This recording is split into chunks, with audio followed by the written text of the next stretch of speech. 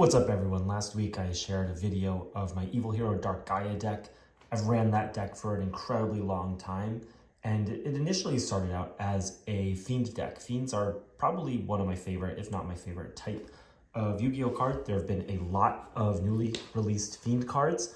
Also, I would say that trap cards are my favorite card type. So between that, this is my Trap Fiend deck.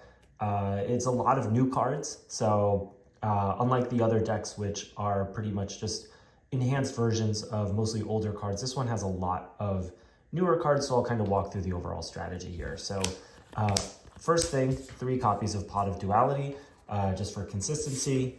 The other thing we're running is 3 copies of Allure of Darkness. So the entire deck is dark except for 2 cards. So just being able to draw 2 and then banish 2 is a really powerful effect. Now, there's 2 main engines here. The first engine is through a card called Votus. Votus is one of these cards that I think it has a really awesome effect, and I would have loved this card as a kid. So when it's normal summoned, you excavate the top 3 cards of your deck, and then you can banish one of those 3 excavated monsters, and then add another one of that same monster from your deck to your hand. So, for example, if you normal summon Votus, let's say you excavate 3 cards, one is a Trance Archfiend, banish that Trance Archfiend, and then you take another Trance Archfiend from your deck and add it to your hand. So between the Allures and the Votus, it makes sense why we're running 2 copies of Trance Archfiend. When this card is destroyed and sent to the graveyard, you can target a banished dark monster and add it to your hand. So right there, not only is this getting you a +1 like an Elemental Hero Stratos, but then whatever gets removed, well, now you can bring it back with a Trance Archfiend or something like that. So Votus is the first engine. Oh, it technically has another effect, which is basically a Pot of Duality. During the end phase, if it was sent there on the same turn after being normal summoned, you can take the top 3 cards of your deck and sort of big eye it, rearrange them in any order. Pretty cool effect. All right, the next engine is this card called Ariana the Labyrinth Servant. So again, another level 4 Dark Fiend. When this card is normal or special summoned, add 1 Labyrinth card from your deck to your hand. So again, you get a +1 on its summon. And then if another monster leaves the field because of a normal trap effect, you're able to draw a card. So you're able to get a +1 when it's summoned, you get a trap card, and then when that trap card's effect applies, you're able to get another +1. And then you could also special summon a Fiend from your hand or something. The only thing I don't like about this deck is the artwork. I think this is a really dumb artwork. I think it's pretty stupid. I'll leave it there. Okay, so what is the main thing that the Labyrinth Servant is adding? Is this trap card, Fair Welcome Labyrinth.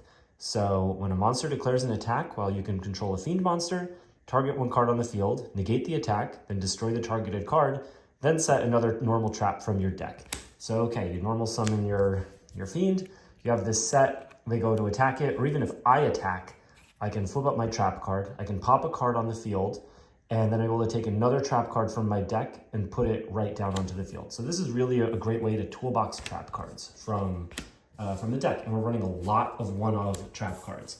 So in no particular order, I'll just kind of list out all the different trap cards.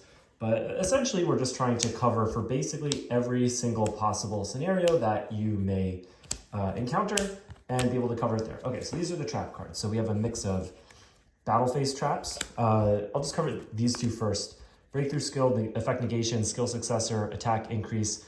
These 2 are both able to banish themselves, which is an important thing later on. I'll get into that. Obviously, we're running the 3 battle phase traps. That's why we're not running Mirror Force here, because there's already so many, what's called effect negation things. Oh, this is another one that can banish itself from the graveyard. That's more effect negation, revival, summon destruction, bouncing, you know, obviously Starlight Road, because the opponent could, you have a lot of face down, so being able to protect them from a heavy storm or something is really important. Okay, so the other Fiend monsters. So 3 copies of Dark Eye Nightmare. It has one of 3 effects you could use based on the number of traps in the deck. The one I really like is banish 2 traps and then draw 1 card. So also if this would be destroyed by battle, you could banish a trap from your graveyard instead. So okay, you've used up all these trap cards, they're sitting in your graveyard, you summon a Dark Eye Nightmare, and then you can get a +1 by banishing 2 trap cards. Next card is Proofiness the Tactical Trapper. When this card is normal or special summoned, you can banish a trap card from your deck to increase its level by 1. You could also banish a trap from your graveyard to increase its level by 1. And then when this card is destroyed, you're able to set one of your banished trap cards. So pretty cool effect, right? You just were banishing traps to draw cards with Dark-Eyed Nightmare, or you just naturally banished your skill successor or your breakthrough skill. This guy's out on the field. When he finally dies, you get to take one of those banished trap cards and set it back face down on the field, be able to reuse it. So a lot more reusability there. Okay, now the last Fiends. These don't have anything to do with trap cards, but they're still pretty valuable. So first is Jurigato. If you notice, basically everything is a level 4, 17, 1800 attack. So Jurigato is a really powerful card. During the battle step, you could special summon it from your hand to gain 1,000 life points. That's fine. But then during either player's turn, you contribute this card to target a face-up monster and it gains 1,000 attack. So this guy actually enables a lot of OTKs, right? Let's say you have, I don't know, it's pretty common to have, right? Let's say you had an Ariana on the field and then you get a Dark-Eyed Nightmare on the field. Okay, so you could attack with the Dark-Eyed Nightmare, special summon this guy runs something over, then you attack with Jurigato, then you attack with this guy, and then you tribute this guy off, and that does 26. So you have a 17, 26, 17, and you gain 1,000 life points. You're out very quickly able to just pack a bunch of damage on the board. So the 3 copies of Jurigato, obviously we're running 3 just because if you do get one off of Votus, like that makes sure that you're actually, Votus is most consistent when you're running 3 of all the different cards. Last 2 cards, these are the last Fiends in the deck, Salamander Catalyzer. So you can reveal it and a Fiend in your hand, special summon 1 and discard the other. This is really I think this was made for Dark Worlds, being able to discard Dark Worlds directly from your hand with this. This has another effect, kind of similar to Sinister Serpent. Well, this card's in your when a monster is destroyed by battle involving your Fiend monster, so if your Fiend monster dies or if your Fiend monster kills something, this can just be added right to the hand to be able to be reused. So it's a cool way to just get more monsters on the field faster. Last 2 cards, 1 Twin Twisters, 1 Book of Moon. I just felt it was important to have a little bit of spell disruption, in case you're running up against a Jinzo or a Royal Decree. You need some way to actually be able to out that.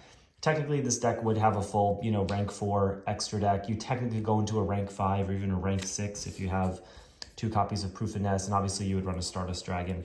I didn't build an extra deck for this, but that's basically what would be in there. I think this is a really cool deck between being able to banish trap cards and banish monsters off of Votus and off of Allure, and then off of Dark-Eyed Nightmare, and then being able to recur the monsters or recur the traps. There's just always when something is summoned or when it gets destroyed, you're getting a +1. You're reusing your cards and you can just grind the opponent out. One thing I have noticed while playing with this deck, or at least just testing some hands with it, is that it's really skill intensive. You have to pick the right trap card right at the beginning of what to bring out. And typically, if you pick the right trap card, you can just end the game immediately by completely stopping the opponent. But if you pick the wrong card or it gets destroyed or something, you actually wind up pretty far behind. So I think that makes it pretty skill intensive overall. Anyway, if you have any thoughts, comment down below. Thanks.